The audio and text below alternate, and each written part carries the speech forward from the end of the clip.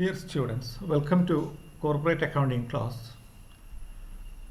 Today onwards we are going to start a new chapter, final accounts of insurance companies. So this is also prepared in the new format as we have studied earlier in the case of banking companies. So it is a very important chapter which help us to prepare the final accounts of insurance companies. So insurance is a term which is familiar to all of you. Business is full of uncertainties. For example, നമുക്കറിയാം ബിസിനസ്സിൽ കൊമേഴ്സിൽ there are so many hindrances. അതിലൊരു hindrance ആണ്, ഒരു തടസ്സമാണ് risk എന്ന് പറയും.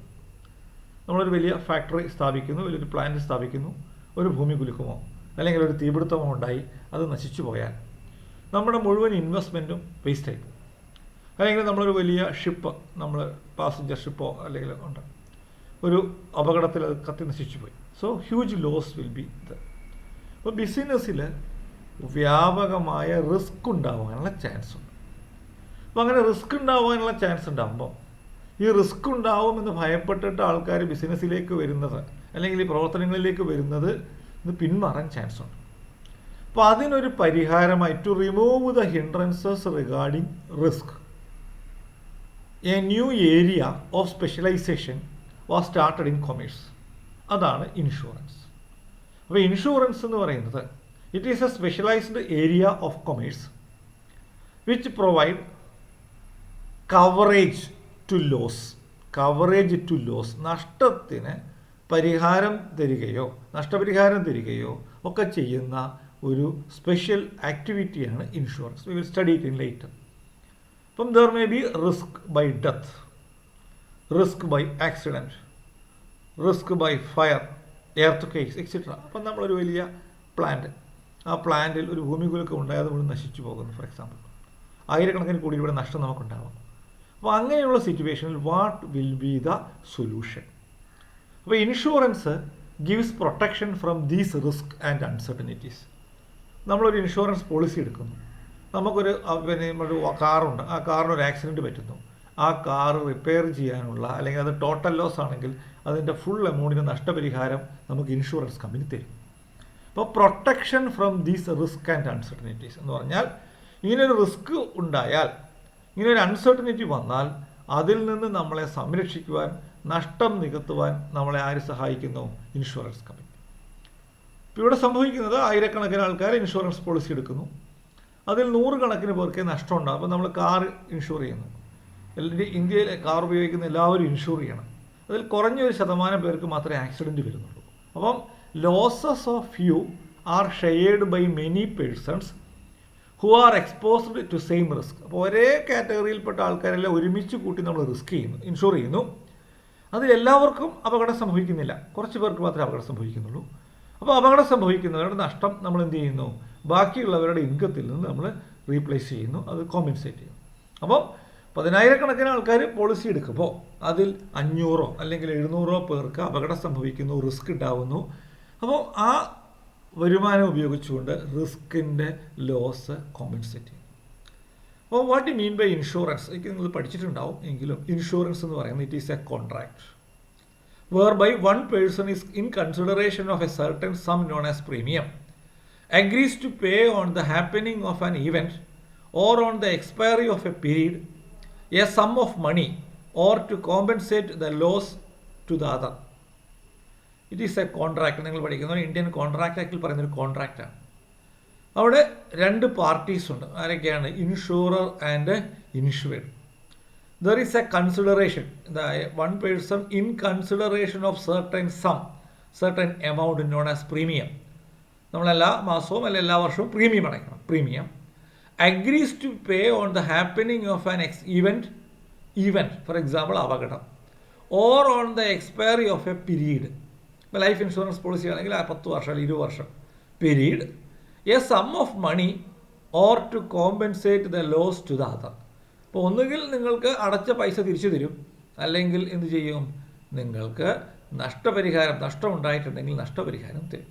It is a special contract by which there is an agreement to compensate the loss of the insured's property or insured by paying a certain sum of premium.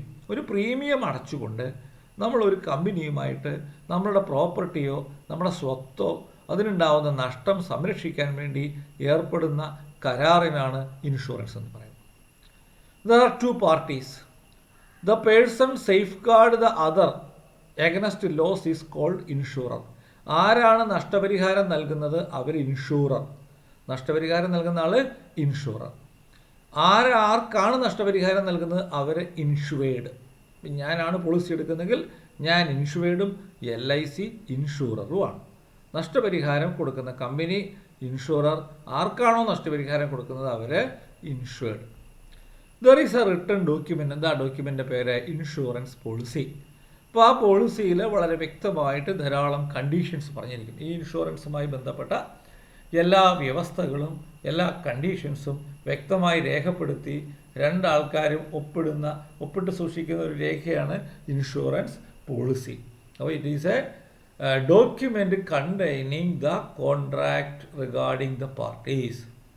നമുക്കറിയാം generally insurance രണ്ട് തരമുണ്ട്. Life ഇൻഷുറൻസും general ഇൻഷുറൻസും. Life insurance എന്ന് പറഞ്ഞു കഴിഞ്ഞാൽ നമ്മുടെ ജീവന് സംരക്ഷണം, ജീവനുണ്ടാകുന്ന നഷ്ടവുമായി ബന്ധപ്പെട്ട ഇൻഷുറൻസാണ് ലൈഫ് ഇൻഷുറൻസ്. ജനറൽ ഇൻഷുറൻസ് എന്ന് പറയുന്നത് പ്രോപ്പർട്ടിയുമായി ബന്ധപ്പെട്ടുള്ളതാണ്. Generally fire insurance, marine insurance, miscellaneous insurance, ഇതൊക്കെ അതിനകത്ത് വരുന്നത്. അപ്പോൾ insurance are generally divided into two. എന്താണ്? Life insurance and general insurance. Life insurance deals with life of people. General insurance generally deals with property, loss of property. ഇനി നമ്മൾ ഓരോ ഹെഡിലേക്ക് പോകണം. ഒന്നാമത് life insurance. What you mean by life insurance? ഇതാണ് life insurance is a contract whereby the insurer undertakes to pay a certain sum of money either on death of the insured or on the expiry of a certain number of years in consideration of a premium paid either in lump sum or in a periodical payments. Life insurance is a contract. There is also a contract. The insurer undertakes to pay a certain sum of money. ഒരു നിശ്ചിത തുക കൊടുക്കാമെന്ന് പറയുകയാണ്. നിശ്ചിത തുക, insurance പോളിസിയുടെ amount 1 ലക്ഷമാണെന്ന് വിചാരിക്കട്ടെ. ആ 1 ലക്ഷമാണ് നിശ്ചിത തുക.